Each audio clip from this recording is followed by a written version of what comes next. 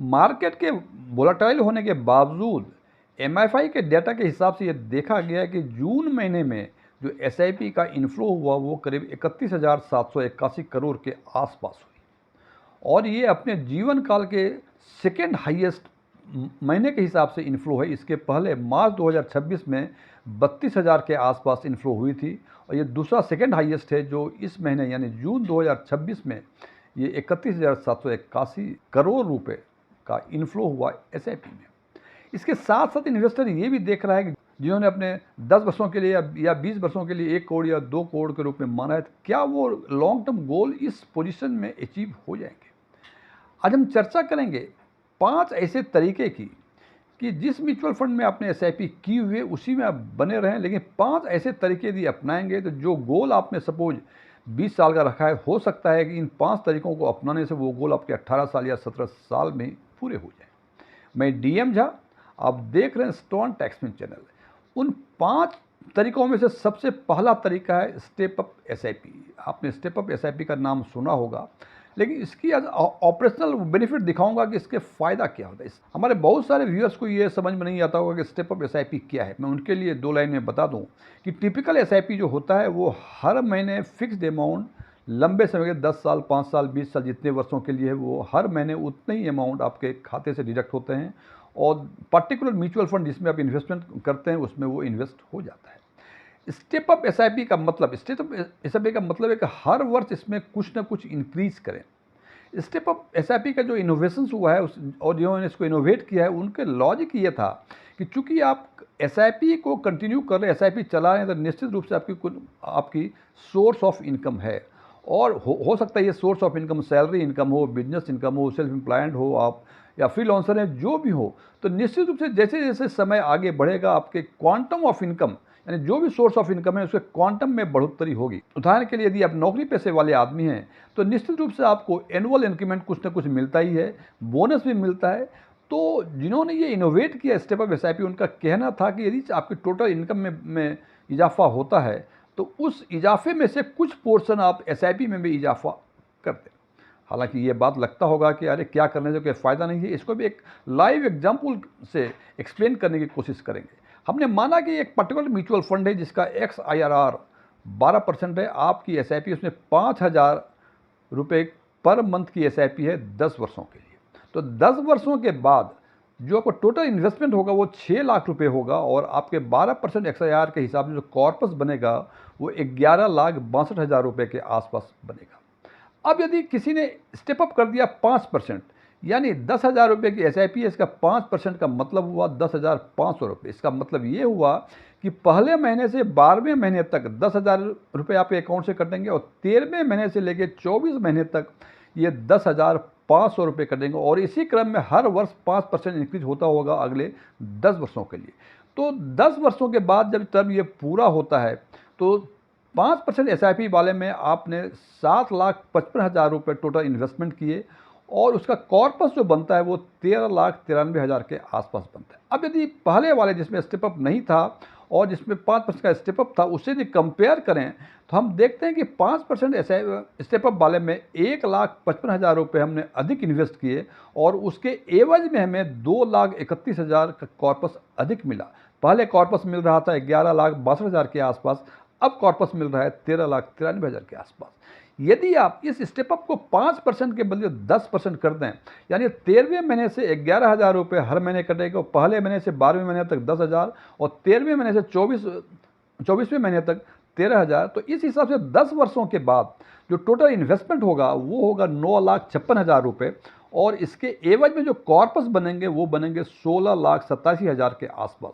यदि इन दोनों को कंपेयर करें 5% और 10% के स्टेप अप वाले एसआईपी को यदि कंपेयर करें तो हम देखते हैं कि 10% स्टेप अप वाले में हमने 2,01,000 रुपये अधिक हमने इन्वेस्ट किए और उसके एवज में हमें 2,94,000 रुपये का कॉर्पस में इजाफा हुआ। तो निश्चित रूप से मित्रों, यदि आप स्टेप अप एसआईपी अपनाएंगे 5%, 10%, 15%, जिसकी जो भी सामर्थ्य है उसके हिसाब से निश्चित रूप से जो आपने टारगेट रखा है 20 वर्षों का या 10 वर्षों का, हो सकता है कि वो 18 साल या 19 साल या 17 साल में ये आपके टारगेट पूरे हो जाए। दूसरा तरीका है एसआईपी के साथ साथ लमसम को कंबाइन करना। अब कहेंगे कि बात तो मैं एसआईपी कर रहा हूँ, लमसम कहाँ से आ गया? फ्रेंड्स, यहाँ फिर वही कंसेप्ट है कि जब आपका एनुअल इनकम मिलता है, बोनस मिलता है, तो उस पैसे को आप उसमें इन्वेस्ट कर दें एज ए लमसम। इसको भी एक एग्जाम्पल के रूप में हम देखते हैं, और वही एग्जाम्पल कि 5,000 रुपये पर मंथ 10 वर्षों के लिए और 12 वर्षों की XIRR।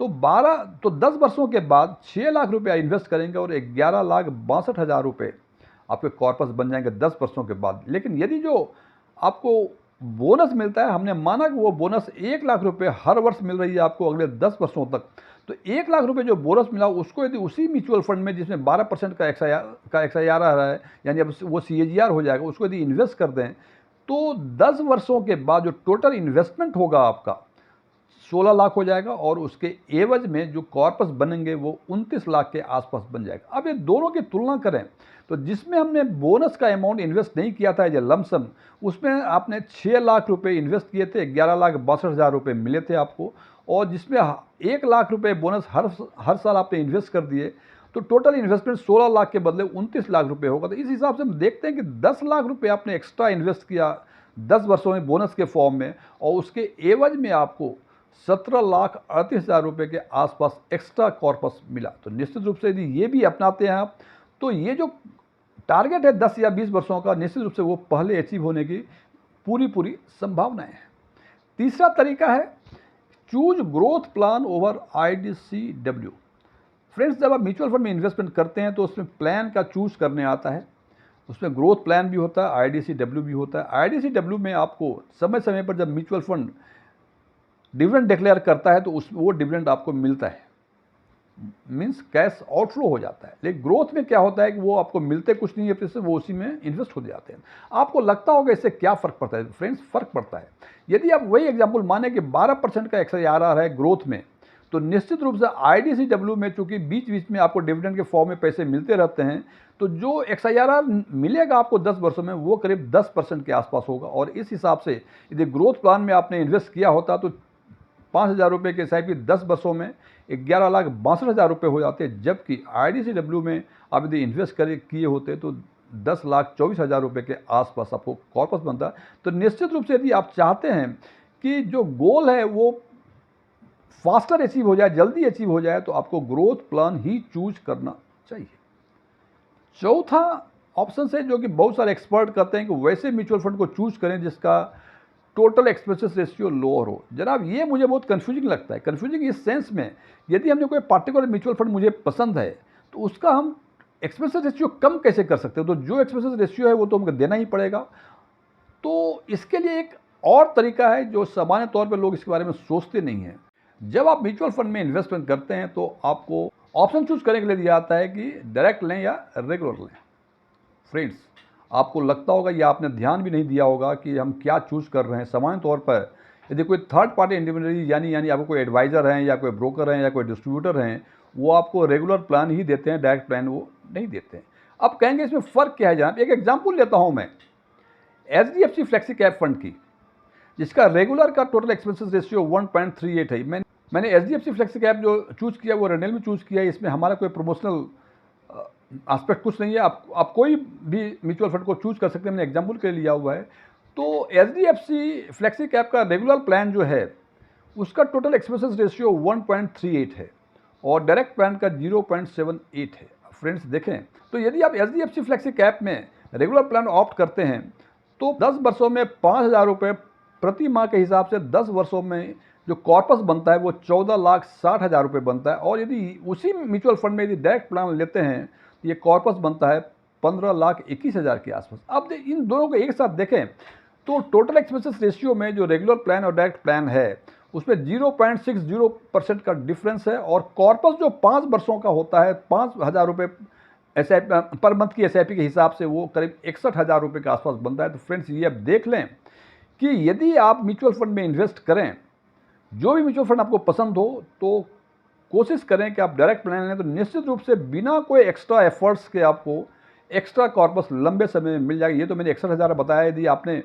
5,000 रुपये की SIP 10 वर्षों के लिए की है तो यदि 20-25,000 करेगा तो ये कॉर्पस का अमाउंट जो है काफ़ी डिफरेंट हो जाए, काफ़ी अधिक हो जाएगा। और पाँचवा है ओवरलैप। यदि आपके पोर्टफोलियो में एक से अधिक म्यूचुअल फंड में एसआईपी आपने कर रखी है तो ध्यान रखें कि इनका ओवरलैपिंग नहीं हो। ओवरलैपिंग का मतलब कि आपका इन्वेस्टमेंट सेम स्टॉक्स में हो, उसको ओवरलैपिंग बोलते हैं।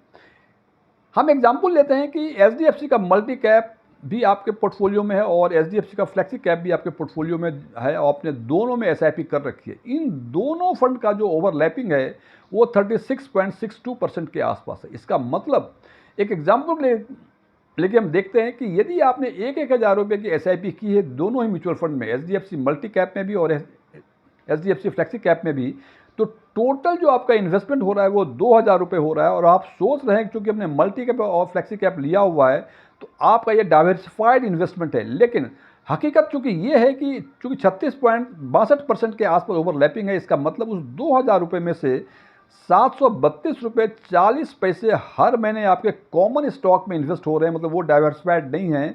केवल 1,267 रुपये 60 पैसे ही जो इन्वेस्ट हो रहे हैं वो डाइवर्सिफाइड स्टॉक्स में हो रहे हैं और यहाँ जो है डाइवर्सिफिकेशन आपको मिलता है। तो ध्यान रखें यदि आपके पोर्टफोलियो में एक से अधिक म्यूचुअल फंड की एसआईपी है तो ध्यान रखें कि इसमें ओवरलैपिंग कम से कम हो। यदि ओवरलैपिंग अधिक होगा तो निश्चित रूप से आपको डाइवर्सिफिकेशन का फ़ायदा नहीं मिलेगा। फ्रेंड्स, ये 5 तरीके हैं, हालांकि इसके अलावा एक आध तरीके और भी हो सकते हैं, मैंने केवल 5 का ही जिक्र किया है। इन पाँचों के पाँचों तरीके आप बिना कोई हील हुज्जत के अपना सकते हैं और यदि ये पाँचों तरीके अपनाएंगे तो निश्चित रूप से जो आपका गोल का पीरियड है 10 साल या 20 साल, वो निश्चित रूप से पहले ही अचीव होने की पूरी संभावना है। फ्रेंड्स, ये वीडियो क्लोज करने के पहले मैं कुछ डिस्क्लेमर देना चाहता हूँ। मैं कोई म्यूचुअल फंड एडवाइज़र नहीं हूँ, नहीं मेरे पास एमएफआई का कोई रजिस्ट्रेशन नंबर है, नहीं मैंने इस कॉन्टेक्स्ट में सेबी के कोई एग्ज़ाम पास किए हैं। ओपन डोमेन में जो भी इन्फॉर्मेशन अवेलेबल है उसके बेसिस पर मैं आम लोगों के लिए आम वीडियो बनाया करता हूँ। ये मेरे विचार थे, मेरे विचारों से सहमत होना कोई ज़रूरी नहीं है। यदि आप मेरे विचारों से सहमत हैं तो कमेंट बॉक्स में एग्रीड लिखें और यदि आप मेरे विचारों से सहमत नहीं हैं कमेंट बॉक्स में नॉट एग्रीड लिखें। मैं फिर रिपीट कर रहा हूँ फ्रेंड्स कि मेरे विचारों से सहमत होना कोई ज़रूरी नहीं है। असहमति की स्थिति में आप कमेंट जरूर करें, लेकिन कमेंट करने के समय ये ध्यान रखें कि शब्दों पर नियंत्रण होना बहुत ज़रूरी है। मैंने देखा हमारे कुछ व्यूअर्स हैं, हो सकता है वो मेरे विचार से सहमत नहीं है, लेकिन जब वो कमेंट देते हैं तो वो शोभनीय नहीं लगती है। तो काइंडली अशोभनीय शब्दों का इस्तेमाल ना करें। Thank you.